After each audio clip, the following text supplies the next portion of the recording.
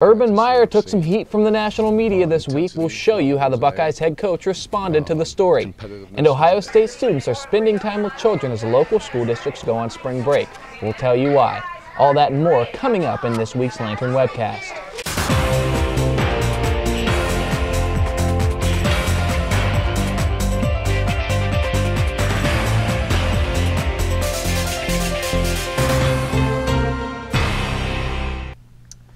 Thank you for joining us. I'm Matt Edwards. A sporting news article this week accused Urban Meyer of having a circle of trust, a group of players the coach gave preferential treatment to during his time at the University of Florida.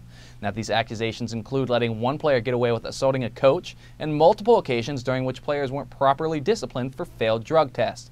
This week, Meyer responded to the allegations. Are there mistakes that are made? Yeah, but every time I hear something, and I try not to, I'm trying to focus on that scrimmage today. But then every once in a while I'll get an email saying, I'm like, what in the world is that? A 3-month investigation, and was there some scandal going on? And I don't understand. You know what? We're going as hard as we can. We're practicing as hard as we can, and our coaching staff is really coaching. Our players are buying in, so that's a real positive. And yeah, I'm going to stay away from all that. We'll have more from Meyer coming up later. For some parents, spring break for children means vacation time for the family. For others, that week off school can be somewhat of a struggle. Andrea Henderson has more on how Ohio State students are trying to assist those less fortunate families. April 9th through the 13th, Ohio State social work students teamed up with the Barnett Recreation Center for the event Hunger Doesn't Take a Break, where they were serving up more than just food. It gives the kids something constructive to do during spring break. They're fed, they're happy. We give them activities afterward, engage with them, and it makes for a good win-win with both parties. The social work program has been coming here for the past 3 years. I think it's important for the social workers to come here and help out because it's nice to have an older group, just being active with them and being good role models. Spring break is typically a time when kids of all ages can't wait to spend a week having fun with friends. But for families already struggling to make ends meet, this week could be anything but fun.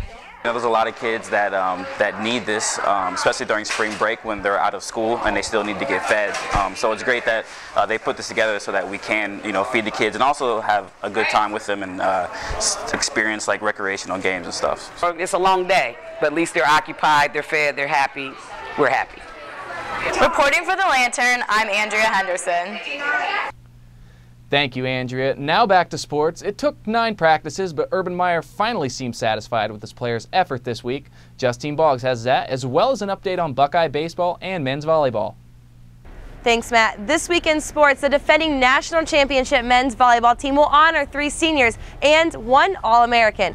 Buckeye baseball takes down Akron and prepares for a Big Ten 3-game series challenge against Nebraska. In football, the offense picks up their first spring practice win, and Coach Meyer says it's the best practice yet for both players and coaches. One of the best spring practices I've seen. Intensity level was an A. Competitiveness was an A. Coaching was an A by our assistant coaches. Execution obviously is not an A. It doesn't have to be right now, but that was I feel very good walking off the Woody Hayes Center practice field. That was a. I think you guys are all there, right? That was a. If you want to see a ball practice, that was a ball practice. It's gonna look like this. Reporting for the Lantern, I'm Justine Boggs. Thank you, Justine. The football team's spring game also just a week away from Saturday. Be sure to stay tuned to the Lantern and thelantern.com for all the coverage leading up to, as well as following that. That's all we have for you this week. For all of us here on the Lantern staff, I'm Matt Edwards. Thank you for joining us.